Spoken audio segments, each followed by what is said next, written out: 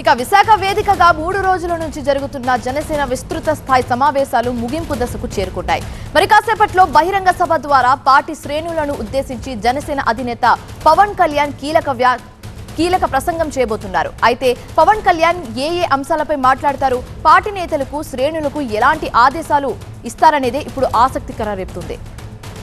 కూటమి ప్రభుత్వంలో కీలక భాగస్వామిగా ఉన్న జనసేన పార్టీ ఏపీ, తెలంగాణలో మరింత బలోపేతం దిశగా అడుగులు వేస్తుంది.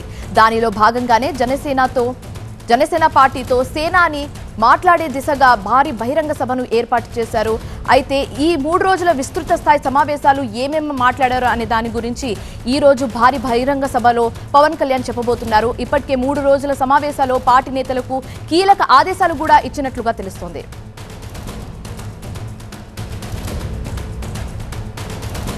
ఇక విశాఖ వేదికగా పార్టీ నేతలకు శ్రేణులకు పవన్ కళ్యాణ్ కీలక సంకేతాలు ఇచ్చారన్నారు ఆ పార్టీ సీనియర్ నేత అనకాపల్లి ఎమ్మెల్యే కొనతాల రామకృష్ణ. వచ్చే ప్లీనరీ నాటికి జనసేన పార్టీకి సంబంధించి అన్ని కమిటీలు పూర్తి చేసి ట్రైనింగ్ ఇవ్వబోతున్నట్లుగా చెప్పారు. పార్టీ గ్రామ స్థాయి నుంచి, వార్డు స్థాయి నుంచి, బూత్ స్థాయి నుంచి పటిష్టపరుస్తూ రేపు వచ్చే ప్లీనరీ సమావేశం మే 26కి పూర్తి స్థాయిలో అన్ని స్థాయిల్లో కమిటీలు నిర్మించి వాళ్ళకి ట్రైనింగ్ కార్యక్రమాలు కూడా పెట్టి ప్రజలకు మమేకమై ప్రజలతో ఏ రకంగా ఉండాలి, ప్రజలకు అనుకూలమైనటువంటి ప్రభుత్వం చేయాలంటే ఏ ప్రణాళికలు చేయాలి, ఆ ప్రణాళికలు సిద్ధం చేసుకోవడానికి ఈ మేధో మదనం జన సైనికులతోనూ వీర మహిళలతో అయింది. మరింత తాజా సమాచారం మా సీనియర్ కరెస్పాండెంట్ ఖాజా అందిస్తారు. ఖాజా, మరి కాసేపట్లో పవన్ కళ్యాణ్ భారీ బహిరంగ సభలో మాట్లాడబోతున్నట్లుగా తెలుస్తుంది. అయితే ఏ అంశాలకి సంబంధించి ఆయన మాట్లాడబోతున్నారు, పూర్తి డీటెయిల్స్ ఏంటి?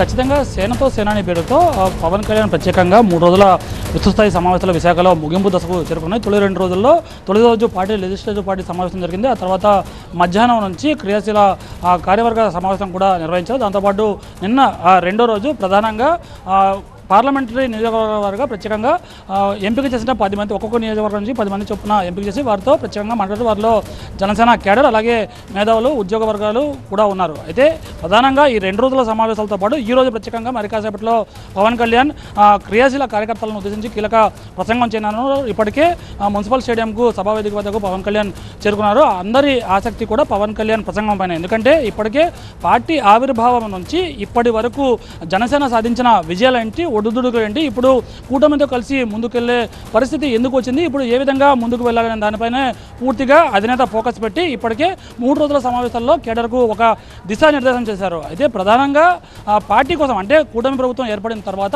పార్టీ కోసం కాస్త పార్టీ కార్యకర్తలతో సమన్వయం కాస్త నాయకులకు తగ్గిందన్న ఒక ప్రచారం అయితే జరిగింది. ఆ భావం నెలకొన్న నేపథ్యంలోని ఒక్కొక్క కార్యకర్తకి స్వయంగా క్రియాశీల కార్యకర్తలతో పవన్ కళ్యాణ్ సమావేశమై వారి నుంచి ఫీడ్బ్యాక్ 2 రోజులుగా తీసుకున్నారు. అలాగే ఉద్యోగ సంఘాలు, జనసేన కోసం పనిచేసే వారి నుంచి కూడా ప్రత్యేకంగా మేధావులతో కూడా సమావేశమై చర్చించి వారి నుంచి ఫీడ్బ్యాక్ తీసుకున్నారు. ఈ రోజు ప్రత్యేకంగా జనసేన ఏం చేయబోతుంది, బలోపేతం, క్షేత్రస్థాయిలో బలోపేతానికి, పునర్నిర్మాణానికి ఏ విధంగా ముందుకెళ్లాలనే దానిపై కార్యకర్తలకు ఉద్దేశించి కీలక ప్రసంగం చేయనున్నారు. ప్రధానంగా వచ్చే ప్లీనరీ సమావేశాల నాటికి పార్టీని పునర్వైభవం చేసే దిశగా పార్టీకి ప్రత్యేకంగా కమిటీలు వేసి ఆ కమిటీలు బూత్ లెవెల్లో వేసి వాటిని క్షేత్రస్థాయిలో బలోపేతం చేయడం ఏపీలో, దీంతోపాటు తెలంగాణలో కూడా పార్టీని మరింత బలోపేతం చేసే దిశగా అడుగులు వేయడానికి ఎటువంటి ప్రణాళిక సిద్ధం చేయాలి. దీంతోపాటు మిగతా రాష్ట్రాల్లో, అంటే ఒక జాతీయ భావజాలంతో ప్రాంతీయ పార్టీ జనసేన అయినప్పటికీ అది జాతీయ స్థాయిలో ఏ విధంగా ముందుకెళ్ళాలి, ప్రజల కోసం, అంటే ఒక కుల పార్టీ కాదు, ఇది ఒక కుటుంబ పార్టీ కాదు, ప్రత్యేకమైన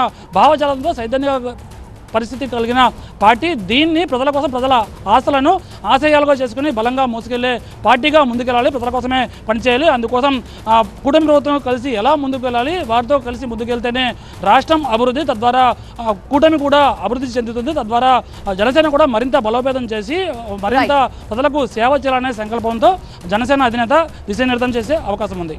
రైట్, థాంక్యూ ఖాజా.